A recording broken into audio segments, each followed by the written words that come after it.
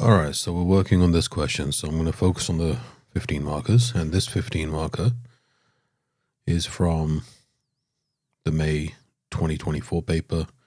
And it's the families topic. So as we scroll down past the 8 marker, you come to this question. Families in the contemporary UK, modern UK, benefit men more than women. Is this true? Do you agree with this view? And what you're told is to give different sociological ideas and theories. So essentially what you need to give are different perspectives. So on the right-hand side, we're going to take notes. And is this true? You basically got two sides. So yes, this is true. No. All right. So now, who is going to say that families benefit men more than women? This is obviously going to be a feminist view. So, what are feminists going to say?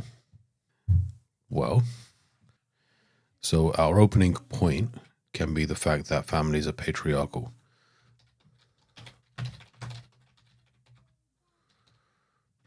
That men have more power and status in families than women. Where does that come from? Well, we can say that women, for example, are more likely to be victims of domestic violence and abuse. We can say that men exercise greater control over female members of the house, so their wives and their daughters, for example. So that's where the power comes from. We can say the status, because in traditional families,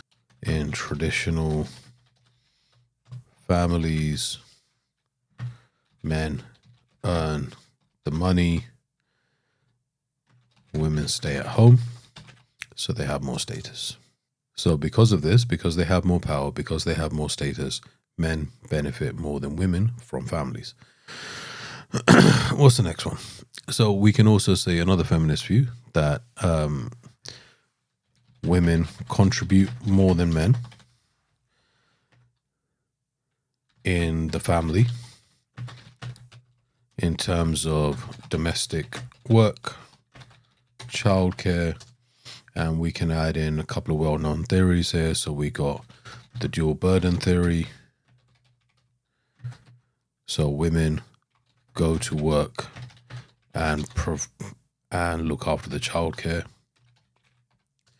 Or we can say the triple shift theory, in which women go to work, look after the children, and provide the emotional support for men, whereas men just have to go to work. And they enjoy the free labor of women. And therefore they benefit more than women do from this arrangement. They don't have to do as much. Now, who's against this view? The people who are mainly against this view would be functionalists. All right, what are functionalists going to say? Functionalists are going to say that families benefit both men and women, and that families benefit societies. So essentially, how? Through the functions they perform. All right, and we can bring up those functions, such as the emotional regulation, which is Murdoch, such as the reproductive functions, such as the economic function, which is Parsons. So all of these different functions contribute to the well-being of both men and women.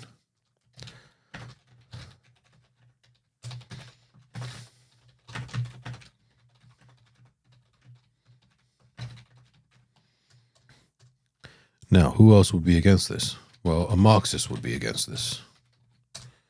Marxists are not going to say that families really benefit men or women. Marxists are going to say that families benefit capitalism at the expense of both men and women. All right. And how? Because families consume the products of capitalism. The fact that capitalist values like materialism, competition, always keep people consuming and buying the latest things, and that there's pressure to do so. And these things benefit capitalism at the expense of both men and women. Men and women have to work hard to get the money that ultimately goes towards spending. Another thing that Marxists would say is that families benefit the upper class, not men, not just men. So it's the upper class, both men and women, that are benefiting. So how? We can go to the fact that, if I get to spell this right, inheritance. No, I haven't spelled that right. So inheritance is passed on. All right. So these, what we call wealth transfers, allow the younger generation to build up wealth. So younger generation of upper class build up wealth way faster than working class. They also benefit the upper class because they provide a financial safety net. Because basically, if you know you can't fail, you've got a backup.